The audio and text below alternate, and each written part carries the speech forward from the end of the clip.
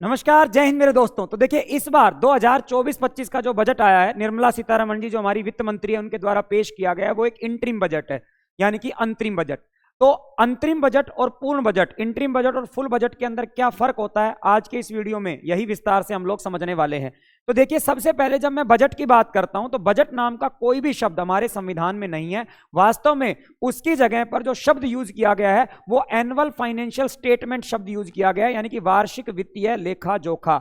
हम साधारण भाषा में बजट बोलते हैं उसको, लेकिन वास्तव में जो सही टर्म है वो एनुअल फाइनेंशियल स्टेटमेंट है, और इसके लिए हमारे संविधान में आर्टिकल नंबर 112 यूज किया गया है। और एनुअल फाइनेंशियल स्टेटमेंट क्या होता है? हमारा जो एक वित्तीय वर्ष होता है, एक फाइनेंशियल ईयर होता है, 1 अप्रैल से 31 मार्च के बीच में, इसमें सरकार के जितने भी रिसिप्ट हैं और एक्सपेंडिचर हैं, मतलब जितने भी आय और व्यय हैं, खर्चे और आमदनी है सरकार के, उनकी वास्तव में स्टेटमेंट, उनके आंकड़ों को ही हम एनुअल फाइनेंशियल स्टेटमेंट के नाम से जानते हैं। जहां तक बजट शब्द की बात करें तो बजट शब्द जो आया है वो एक फ्रेंच वर्ड है, बोगेट, वहां से आया है अंग्रेजी के अंदर। बोगेट जो है ये एक फ्रेंच वर्ड है जिसका मतलब होता है लेदर बैग, यानी कि चमड़े का थैला। देखिए, पुराने समय में जो फ्रेंच और ब्रिटिश प्राइम मिनिस्टर्स होते थे वो अपना बजट जो है वो एक चमड़े के थैले के अंदर लेकर आते थे, और पहले हमारे वित्त मंत्री जो होते थे वो भी आप देखते हैं कि संसद के अंदर जो अपना बजट लेकर आते थे, वो डॉक्यूमेंट्स लेकर आते थे, वो एक चमड़े के थैले में लेकर आते थे। तो उसी शब्द से बजट शब्द निकल के आ गया। बजट का वास्तव में मतलब होता है चमड़े का थैला, और ये बॉगेट जो कि एक फ्रेंच वर्ड है उससे इंग्लिश के अंदर आया है। तो ध्यान रहे, आर्टिकल 112 एनुअल फाइनेंशियल स्टेटमेंट हमारे संविधान के अंदर लिखा गया है, इसी को हम बजट बोलते हैं।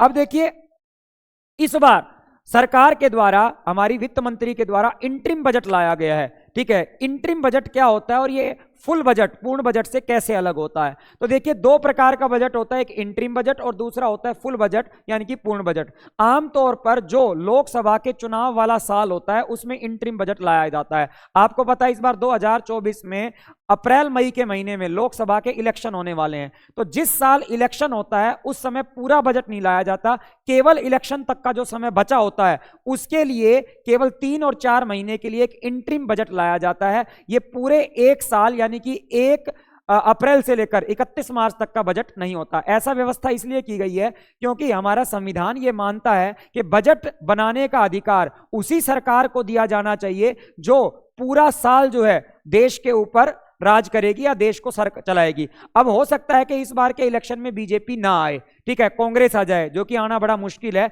लेकिन चाहे कांग्रेस आए चाहे बीजेपी आए, जो बहुमत से जीत कर आएगा उसी को पूर्ण बजट बनाने का अधिकार दिया गया है। हां, जब एक बार इलेक्शन हो जाएगा तो इस बार फिर पूर्ण बजट लाया जाएगा, मतलब इस साल 2 बार बजट आएगा, एक इंटरिम बजट और फिर उसके बाद पूर्ण बजट, जब सरकार जीत कर आ जाएगी कोई भी। लेकिन तब तक के लिए जो खर्चा पानी सरकार अपना चलाती है उसके लिए जो बजट लाया जाता है, अब 3-4 महीने देश को चलाना है चुनाव तक, तो उसके लिए कौन सा बजट लाया जाता है? इंटरिम बजट लाया जाता है, और उसके बाद पूरे साल के लिए पूर्ण बजट लाया जाता है। आप यहां पर देख भी सकते हैं, चुनावी वर्ष में लगभग 2 से 4 महीने की अवधि के लिए यह बजट आता है, और यह पूरा 1 अप्रैल से 31 मार्च तक का बजट आता है। मतलब इस साल पहले इंटरिम बजट आएगा और फिर इलेक्शन के बाद जो है आपका फुल बजट आएगा। देखिए, इंटरिम बजट जब आता है तो इंटरिम बजट के अंदर ना तो कोई नया टैक्स लगाया जाता है और ना ही कोई नई योजना लागू की जाती है, जबकि फुल बजट के अंदर नए टैक्स लगाए जा सकते हैं, हटाए जा सकते हैं और बड़ी बड़ी योजनाओं की घोषणा हो सकती है। लेकिन इंटरिम बजट में आप किसी बड़ी योजना की घोषणा नहीं कर सकते, कोई नया टैक्स हटाया लगा नहीं सकते। ऐसी व्यवस्था basically election commission of India ने की है, हमारा जो चुनाव आयोग है उसके द्वारा किया गया है, क्योंकि इससे किसी भी दल को या जो रूलिंग पार्टी है करंट में उसको राजनीतिक फायदा पहुंच सकता है। वो बड़ी बड़ी घोषणाएं कर दे लोगों को एक तरीके से लालच में लाने के लिए, और उसके बेसिस पे हो सकता है उसमें चुनाव में उनको फायदा हो, इसलिए कोई बड़ी योजना इस समय नहीं कर सकती है सरकार। हां, एक बार चुनाव हो जाएंगे, अगर वो दोबारा से आते हैं तो उसके बाद कोई भी घोषणा की जा सकती है। अब देखिए, बजट के लिए जो पैसा आता है, ठीक है ना, बजट के लिए जो पैसा निकाला जाता है, यहां पर देखो, सरकार वोट एंड अकाउंट से सिर्फ खर्चे के लिए संसद से मंजूरी ले सकती है, और इसमें लोकसभा पर विस्तृत चर्चा होती है। ठीक है, इस बात का मतलब क्या है समझने की कोशिश कीजिएगा। देखिए, सरकार का जितना भी पैसा होता है ना, भारत सरकार का, वो 3 ही खातों में होता है। एक को बोलते हैं भारत की संचित निधि, कंसोलिडेटेड फंड ऑफ इंडिया, एक होता है पब्लिक अकाउंट, लोक निधि, और एक होता है कॉन्टीजेंसी फंड, यानी कि आकस्मिक निधि। इसका जिक्र, इन दोनों का जिक्र आर्टिकल 266 में, इसका जिक्र आर्टिकल 267 के अंदर है। देखिए, कंसोलिडेटेड फंड ऑफ इंडिया क्या होता है, जिसको भारत की संचित निधि होती है, इसमें सरकार की जितनी भी आय और व्यय होते हैं वो सारे इसी खाते के द्वारा होते हैं। सरकार की आय की बात करें तो आपको पता है प्रमुख साधन क्या है, आपके टैक्सेस। इसके अलावा सरकार की जो सरकारी कंपनियां हैं, भेल, SAIL, Indian Oil, ONGC, State Bank of India, LIC, जितनी भी सरकार की कंपनियां हैं ये पैसा कमा के सरकार को दे रही हैं। इसके अलावा भारत सरकार ने किसी दूसरे देश को अगर पैसा दिया हुआ है लोन के रूप में तो उसका इंटरेस्ट आ रहा है। ठीक है, सरकार बहुत सारी फीस जो है लगाती है, चालान काटती है पुलिस, ये सारा पैसा इसी के अंतर्गत आता है। इसके अलावा अगर हम किसी दूसरे देश से या वर्ल्ड बैंक से लोन ले रहे हैं वो भी सारा पैसा इसी में आता है। मतलब सरकार का मेनली पैसा इस खाते में आता है और जाता भी इसी में है। जैसे सरकार के रोजमर्रा के खर्चे हैं, सैलरी देती है, पेंशन देती है। इसके अलावा सरकार की सरकारी योजनाओं के ऊपर पैसा खर्च होता है, आयुष्मान भारत, उज्ज्वला योजना, ठीक है, मनरेगा, इन सब के ऊपर जो पैसा खर्च होता है वो इसी से जाता है। हमने किसी से लोन लिया हुआ है तो उसका इंटरेस्ट हमें देना है, यहां पर इंटरेस्ट आया, यहां पर हमको इंटरेस्ट देना भी है, वो सारा पैसा हमने लोन लिया हुआ है तो उसकी किस्त जारी है, वो सारा पैसा इसी से जाता है। मतलब सरकार का मेन खर्चा जो है इसी से चलता है, आमदनी जो है वो भी इसी में आती है और खर्चे भी इसी से होते हैं।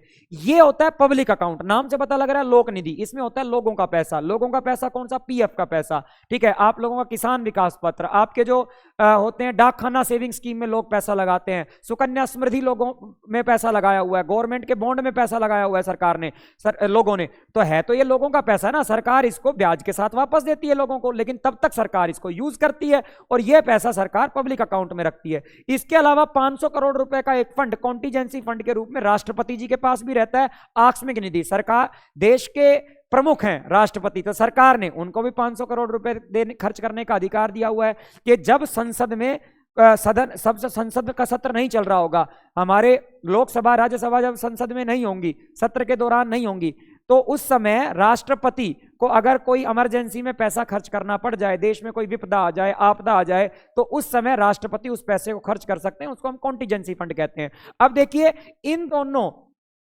खातों से पैसा खर्च करने के लिए पार्लियामेंट की कोई भी अनुमति नहीं चाहिए होती है, लेकिन इस खाते से अगर पैसा खर्च करना है तो आपको संसद की अनुमति चाहिए होती है और विस्तार से इसके ऊपर संसद के अंदर और संसद में भी खास तौर पर लोकसभा में विस्तार से चर्चा होती है। यह बात आपको पता होना चाहिए। अब देखो, इस खाते से पैसा अगर निकालना है, इस भारत की संचित निधि से पैसा निकालना है, तो मैंने बताया इसके लिए संसद की अनुमति चाहिए, लोकसभा में विस्तृत रूप से चर्चा भी होती है। तो इससे पैसा निकालने के दो तरीके हैं, एक का नाम है वोट ऑफ अकाउंट, एक का नाम है एप्रोप्रिएशन बिल, यानी कि विनियोग विधेयक। ये आर्टिकल 116 है और ये आर्टिकल 114 है। देखिए, अगर सरकार ने पूर्ण बजट पेश किया है तो पूरे साल के लिए सरकार को अब उस बजट का पैसा चाहिए होता है कंसोलिडेटेड फंड ऑफ इंडिया से, तो उस केस में सरकार पूर्ण रूप से लोकसभा में चर्चा करेगी और साथ में 114 नंबर आर्टिकल विनियोग विधेयक के अंतर्गत उस खाते से पैसा निकाला जाएगा